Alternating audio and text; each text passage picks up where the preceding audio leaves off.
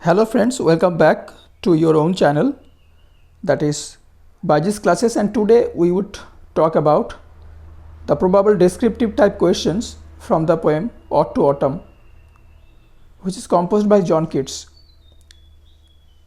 আর ইতিমধ্যে এই কবিতাটি নিয়ে আমি বিস্তারিত আলোচনা করেছি।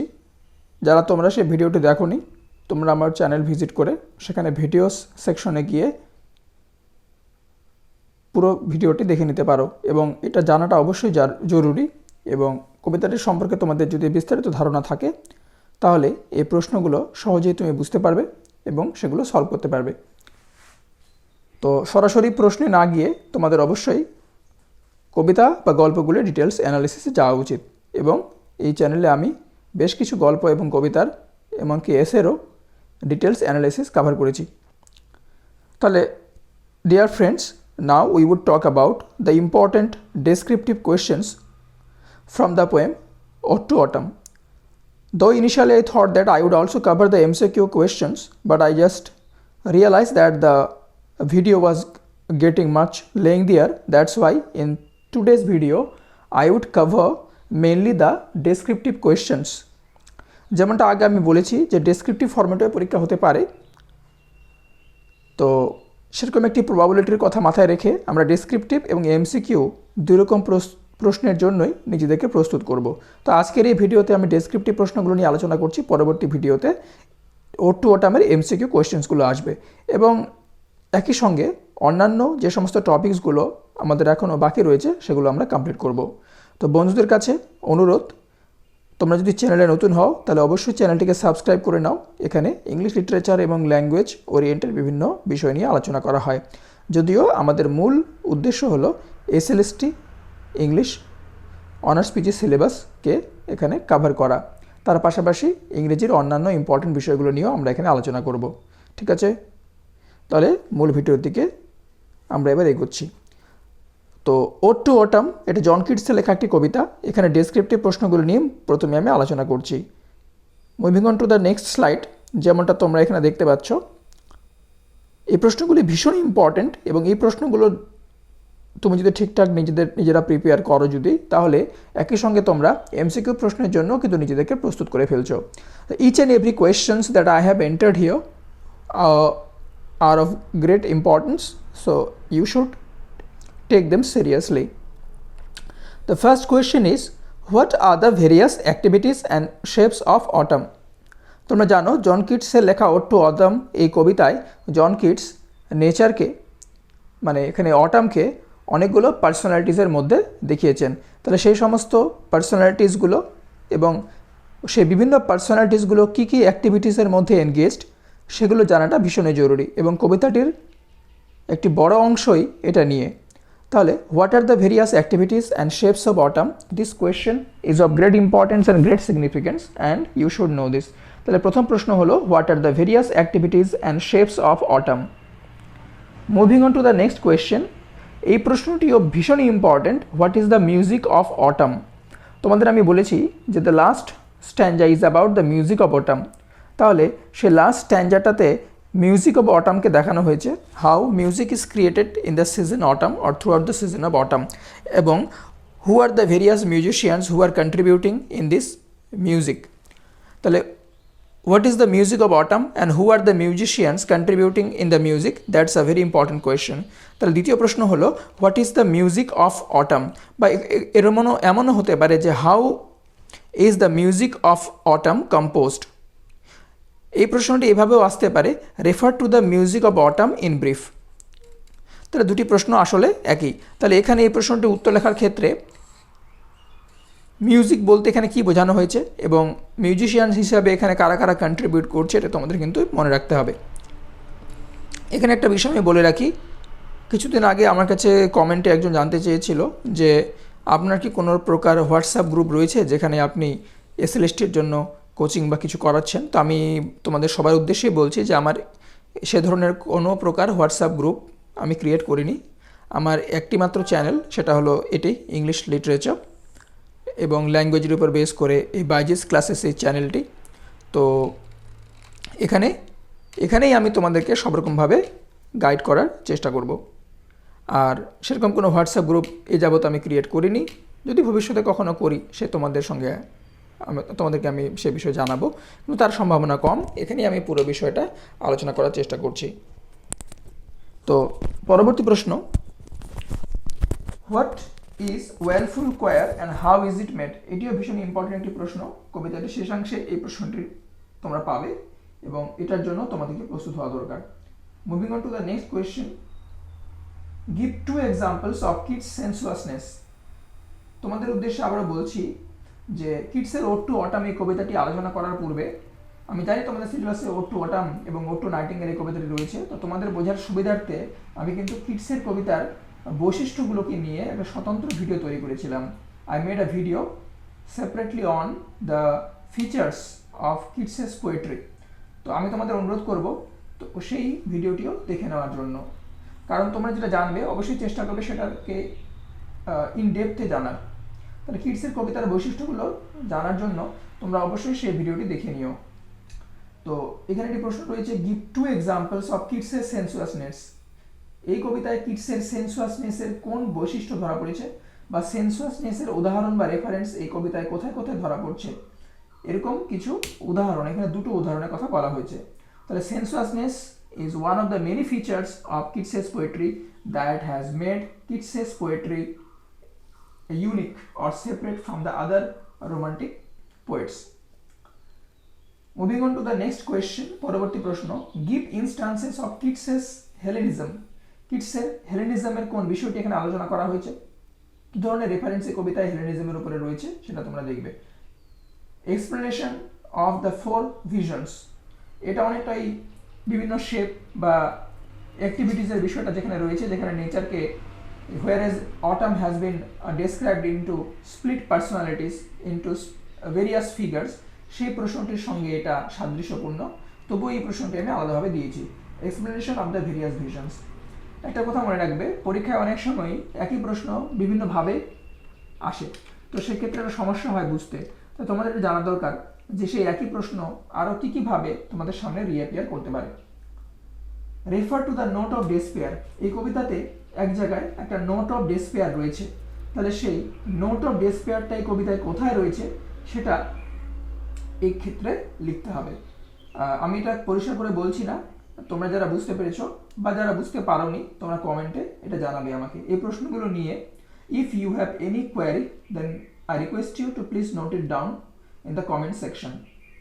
আর তোমাদের কাছে একটা হাম্বল রিকোয়েস্ট যে তোমরা প্লিজ চ্যানেলটিকে সাবস্ক্রাইব করো এবং বন্ধুদের সঙ্গে শেয়ার করো।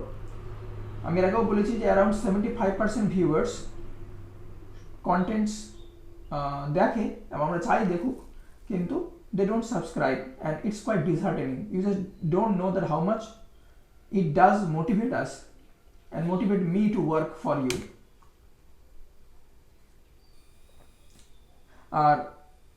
We should hope against the hope. We should always have a positive approach, and that's why I want you to stay motivated, to brush up your preparation, to continue your preparation, to resume your preparation. প্রস্তুতি জারি রাখো।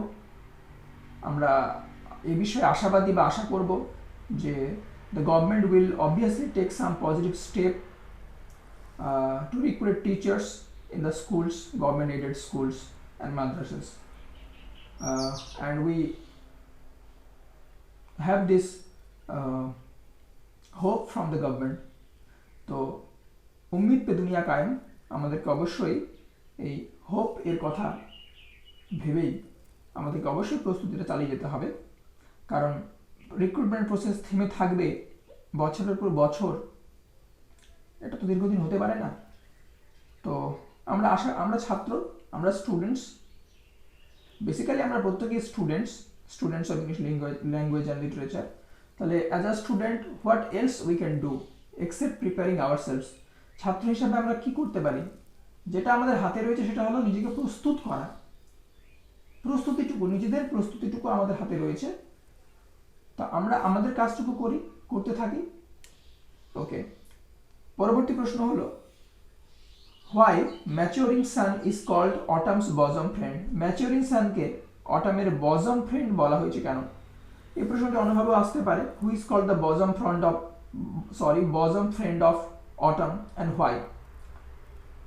তো why maturing sun is called autumn's bosom friend, বা এখানে একটা প্রশ্ন আসতে পারে যে what is maturing sun doing as a bosom friend of autumn. অটামের বজম ফ্রেন্ড হিসাবে ম্যাচিউরিং সান কি করছে, কবিতার প্রথম দিকে এটা রয়েছে।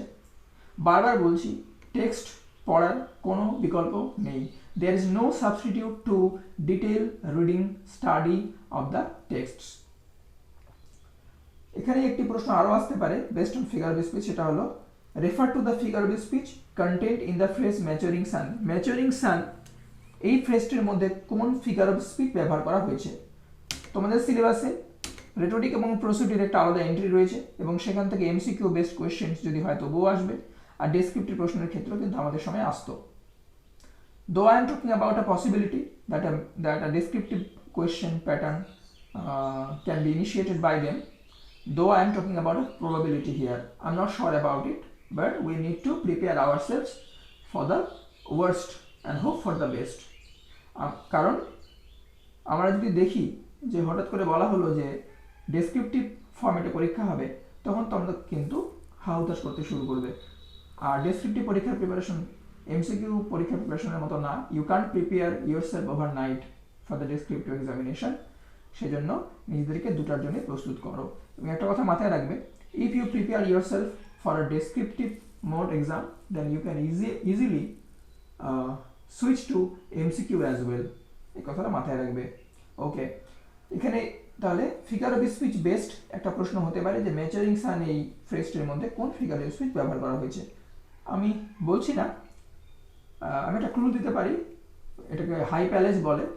It's not frequently known, though this figure of speech is not frequently known as high palate, it's known by another name. তো আমি এখানে হাই প্যালেজ বললাম, তোমাদের অন্য কোনো অন্য নামটি জানা থাকলে তোমরা কমেন্টে লিখবে। আবারও তোমাদের কাছে অনুরোধ, প্লিজ চ্যানেলটিকে সাবস্ক্রাইব করো, it motivates me a lot to work for you. Okay, moving on to the next slide.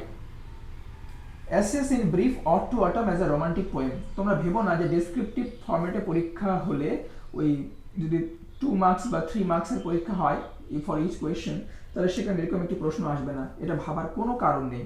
Assess in brief ode to autumn as a romantic poem.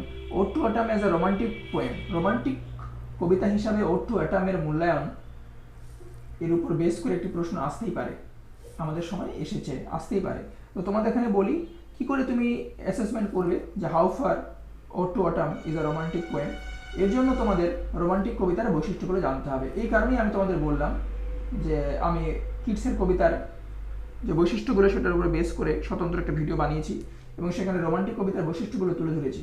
Overall যে সমস্ত রোমান্টিক কবিতার বৈশিষ্ট্যগুলো সেগুলো আমি সেখানে টাচ করেছি এবং কিডসের রোমান্টিক কবিতার হিসাবে কিডসের রোমান্টিক কবিতা হিসাবে যে স্বতন্ত্র বৈশিষ্ট্যগুলো সেটার উপরে আলাদাভাবে আলোকপাত করা হয়েছে। তো once you know what are the features of romantic poetry, then only you can জাজ a poem on the parameter of a romantic poem. তো আমি যে কথাগুলো বলছি একটা কথাও বাড়তি নয়, অপ্রয়োজনীয় না। there is nothing needless in it. All these words are so important and you should know them and keep it in your mind that there is no shortcut to preparation. ওকে, এবং একটি আরও ইম্পর্টেন্ট প্রশ্ন, moving on to the next question, যেমন তোমরা এখানে দেখতে পাচ্ছ, how is Keats an exception in writing or composing this ode and the treatment. Ode to autumn এই কবিতাটা লেখার ব্যাপারে জন কিডস কিভাবে এক্সেপশনাল, তিনি কি এমন এক্সেপশনাল কাজ করেছেন ওড টু অটাম এই কবিতাটি লেখার মধ্যে দিয়ে বা মাধ্যমে। আমি এটাও বলেছি আমার কবিতার আলোচনায় এবং তোমাদের আমি বলবো যে এই প্রশ্নটির উত্তর বা ক্লু তোমরা কমেন্ট বক্সে আমাকে জানাও। কিছু কিছু প্রশ্ন এখানে অবশ্যই থাকবে which would lead you to think, যেগুলো তোমাকে ভাবতে বাধ্য করবে।